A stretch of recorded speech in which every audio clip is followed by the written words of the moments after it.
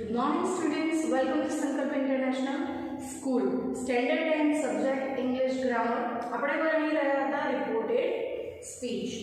મિત્રો આપણે reported speech almost પૂર્ણ થવા આવ્યું છે. આપણે સારી રીતે શીખ્યા પણ ખરા અને દર વખતે આપણે લેક્ચરની શરૂઆતમાં જેટલું ભણ્યા એનું આપણે શું કરીએ છીએ એક નાનું રિવિઝન. તો ચલો પહેલા રિવિઝનથી શરૂ કરીએ. ઓકે, તો શરૂઆતથી આપણે રિપોર્ટેડ સ્પીચમાં શું શીખી ગયા કે ભાઈ રિપોર્ટેડ સ્પીચ એટલે શું, એના કેટલા ભાગ પડે કે ડાયરેક્ટ એટલે કે પ્રત્યક્ષ કથન અને ઇનડાયરેક્ટ પરોક્ષ કથન. રાઈટ, તો ડાયરેક્ટ સ્પીચ અવતરણ ચિહ્નમાં આવે છે, જ્યારે ઇનડાયરેક્ટ સ્પીચમાં તેને ફેરવતી વખતે અવતરણ ચિહ્ન નીકળી જાય છે. ડાયરેક્ટ સ્પીચની અંદર જે વાક્ય લખેલું હોય છે એમાં કોમા ઇન્ટુ ઇન્વર્ટેડ કોમામાં લખ્યું હોય, ત્યારે ઇનડાયરેક્ટ સ્પીચની અંદર તે બંને વાક્ય કોમા ઇન્ટુ ઇન્વર્ટેડ કોમા નીકળી જઈને દેટ વડે જોડાય છે. ડાયરેક્ટ સ્પીચનું જે વાક્ય છે એમાં ઇનડાયરેક્ટ સ્પીચની અંદર ફેરફાર કરતી વખતે મોટા ફેરફાર બે જગ્યાએ થાય છે. કઈ જગ્યાએ? એક ટેન્સ એટલે કે કાળમાં ફેરફાર થાય છે અને બીજું પ્રોનાઉન એટલે કે સર્વનામમાં ફેરફાર થાય છે. તો આવી આપણે નાની સમજ મેળવી. સેકન્ડમાં આપણે જોયું કે ઇનડાયરેક્ટ સ્પીચની અંદર જ્યારે બી આપણે ફેરફાર કરીએ છીએ તો એવા કયા બે ફેરફાર છે જે થતા જ નથી. એના બે નિયમ જોયા હતા કે ક્યારે ફેરફાર નથી થતો. તો પહેલો નિયમ એવું કહેતો હતો કે જ્યારે આરવી સાદો વર્તમાન કાળ કે સાદો ભવિષ્યકાળ હોય તો ઇનડાયરેક્ટ સ્પીચના અંદર કોઈ પણ પ્રકારનો ફેરફાર થતો નથી.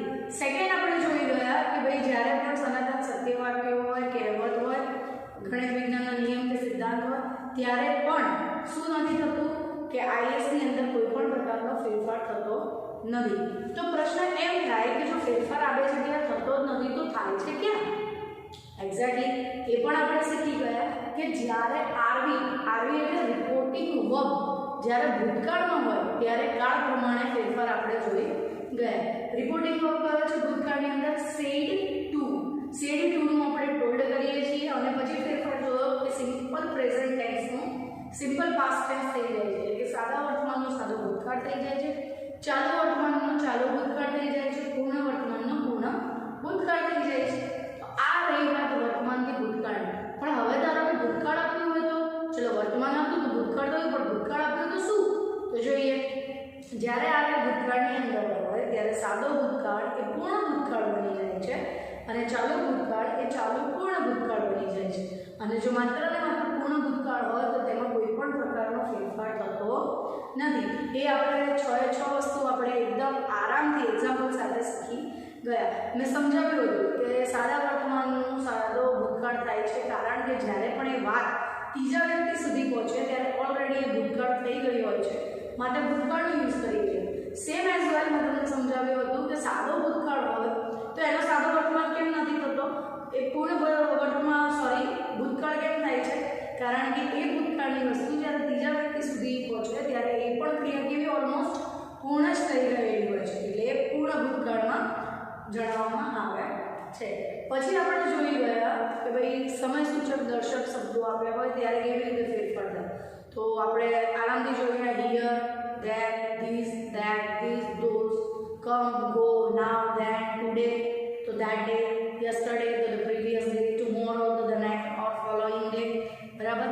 અને એને પણ આપણે એક્ઝામ્પલ સાથે શીખી ગયા કે જ્યારે પણ વાક્યમાં સમયસૂચક શબ્દોનો ઉપયોગ થયો હોય ત્યારે આપણે કેવી રીતે ફેરફાર કરવો જોઈએ. રાઈટ. પછી આપણે જોઈ ગયા સર્વનામ પ્રમાણેનો ફેરફાર કે ભાઈ સર્વનામ પ્રમાણેનો ફેરફાર હોય તો આપણે કેવી રીતે કરીએ છીએ.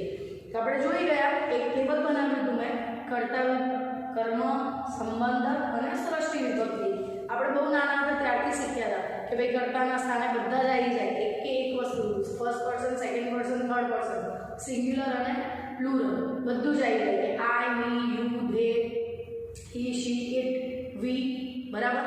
એ બધું જ આવી જાય. તો એની કર્મ વિભક્તિ કઈ થાય, સંબંધક કઈ થાય અને સૃષ્ટિ વિભક્તિ કઈ થાય આપણે એ આરામથી શીખી ગયા અને એક્ઝામ્પલ સાથે શીખી ગયા.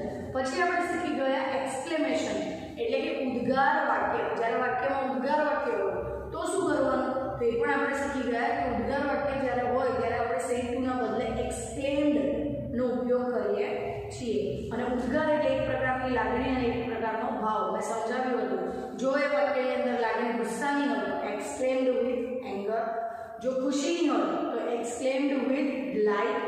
એવી રીતે આપણે વાત થઈ હતી કે ભાઈ સેડ ટુના બદલે એક્સક્લેમ્ડ વિથ આવે છે અને પાછળ જે કંઈ પણ લાગણીઓ હોય એનો ભાવ અલગ અલગ વાક્યની અંદર અલગ અલગ બદલાઈ જાય છે. જો દુઃખી હોય તો એક્સક્લેમ વિથ સેડનેસ, બરાબર, એક્સક્લેમ વિથ પ્રેઝ, વખાણનો ભાવ હતો, એવી રીતે આપણે શીખી ગયા.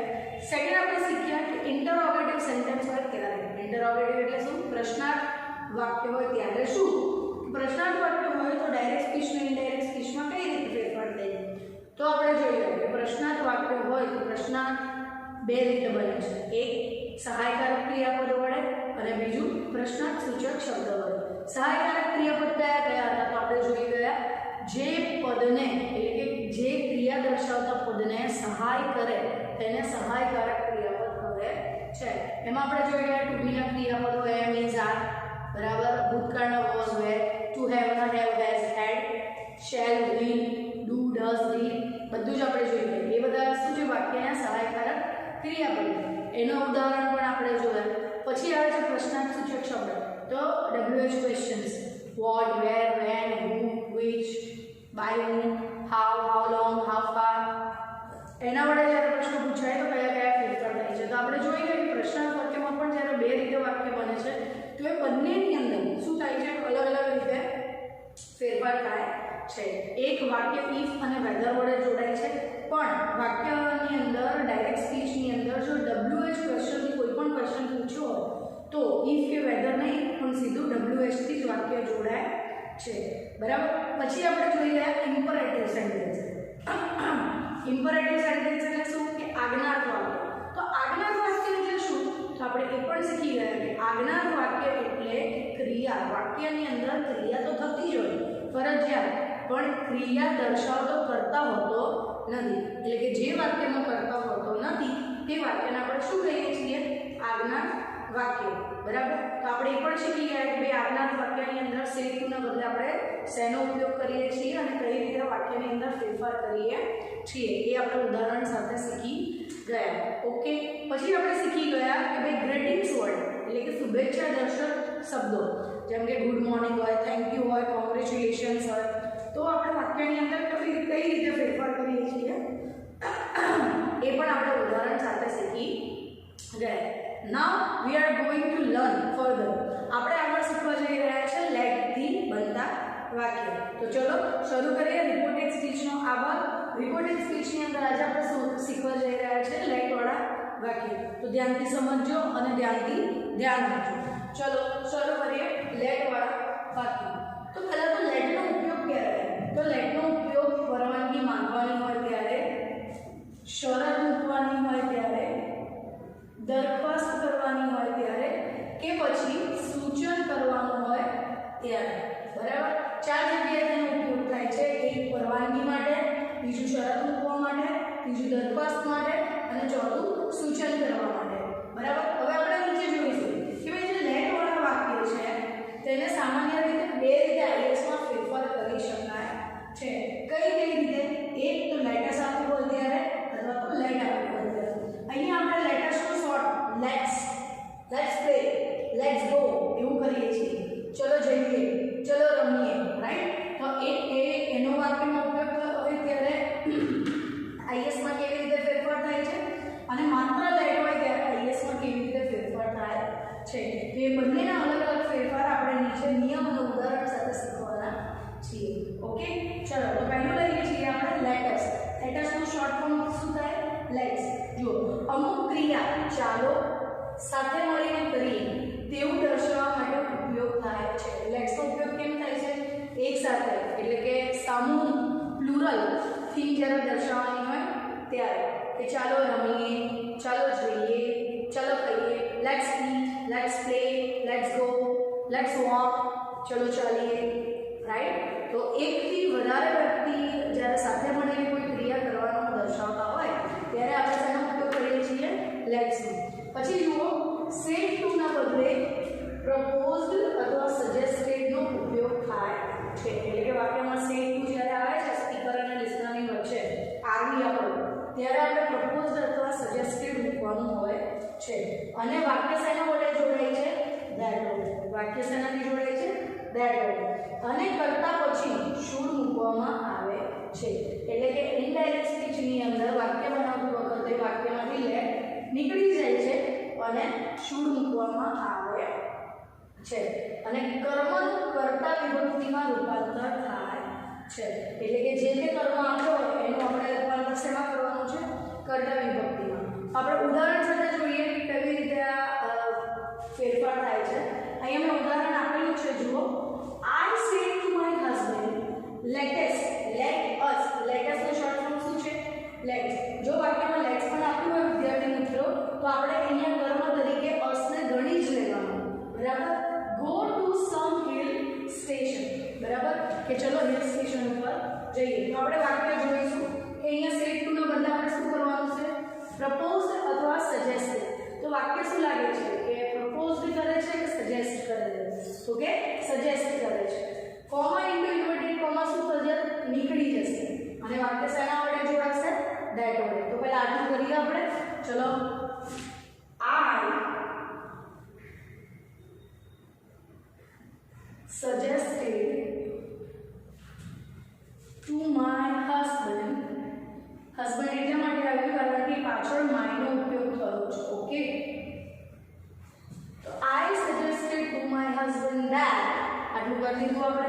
શું કર્યું? સેડ ટુ ના બદલે સજેસ્ટ કર્યું કારણ કે હું મારા હસબન્ડને સજેસ્ટ કરું છું કે હિલ સ્ટેશન જવું જોઈએ, રાઈટ? પછી કોમા ઇન્ટુ ઇન્વર્ટેડ કોમા નીકળી જઈને આપણે શેનો ઉપયોગ કર્યો છે? ધેટ નો ઉપયોગ કર્યો છે। હવે જોવાનું છે શું કરવાનું છે કે ભાઈ કર્મનું કર્તા વિભક્તિમાં રૂપાંતર કરવાનું છે। તો અહીંયા કર્મ શું છે? us। શું છે? us। તો us નો કર્તા કોણ થશે? we।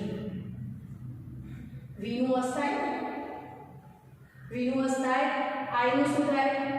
me।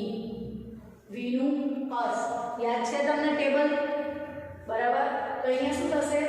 લેટ નીકળી જશે। અહીંયા વાક્યમાં જ લખ્યું છે કે વાક્યમાંથી લેટ નીકળી જશે અને કર્તા પછી શાનો ઉપયોગ થશે? શુડ નો। તો અહીંયા આપણે us ને કર્મ તરીકે લઈએ તો કર્મનું શું થઈ જાય? રિવર્સ we થઈ જાય કર્તા। તો that we અને પછી આપણે શું ફરજિયાત કરવાનું છે? શુડ। તો we should go to some hill station। We should go to some hill station। easy। ચલો હવે જોઈએ કે લેટ ઉપરથી જ્યારે વાક્ય બનેલું હોય તો આપણે કયો ફેરફાર કરવો જોઈએ એ જોઈએ। પહેલું કે લેટ શેના માટે વપરાય છે? કે પરવાનગી માટે, બરાબર? સેડ ટુ ના બદલે શેનો ઉપયોગ કરીએ છીએ? આસ્ક્ડ અથવા રિક્વેસ્ટેડ નો ઉપયોગ કરીએ છીએ, બરાબર? અને વાક્ય શેના માટે જોડાય છે? ટુ થી જોડાય છે અને વાક્યમાં લેટ, પરમિટ અને એલાઉ જેવા આપણે વધારાના શબ્દોનો ઉપયોગ કરી શકીએ છીએ। સર્વનામમાં ફેરફાર થાય છે એ તો આપણને ખબર જ છે। જો નકાર વાક્ય આપ્યું હોય તો વાક્ય નોટ ટુ થી જોડાય છે। આટલું ખાસ ધ્યાન રાખવું પડશે કે જો વાક્યમાં નકાર આપ્યું હોય તો તમારે શું કરવાનું? તો કે વાક્યને નોટ ટુ થી જોડવાનું। અહીંયા એક્ઝામ્પલ આપણે આપ્યું છે, the beggar said to her એટલે કે ભિખારીએ તેને કહ્યું let me stay here મને અહીંયા રહેવા દો। તો અહીંયા શું છે? સેડ ટુ ના બદલે આપણે શું કરવાનું છે? આ સેડ ટુ ના બદલે આપણે આસ્ક અથવા રિક્વેસ્ટેડ કરવાનું છે। તો બેગરે તેને પૂછ્યું છે કે રિક્વેસ્ટ કરી છે? તો આપણને ખબર પડી જાય છે કે ભિખારીએ તેને રિક્વેસ્ટ કરી છે અને કોમા ઇન્ટુ ઇન્વર્ટેડ કોમા નીકળી જઈને વાક્ય શેનાથી જોડાશે? ટુ થી જોડાશે। ચલો પહેલા આટલું કરીએ। તો ભાઈ the beggar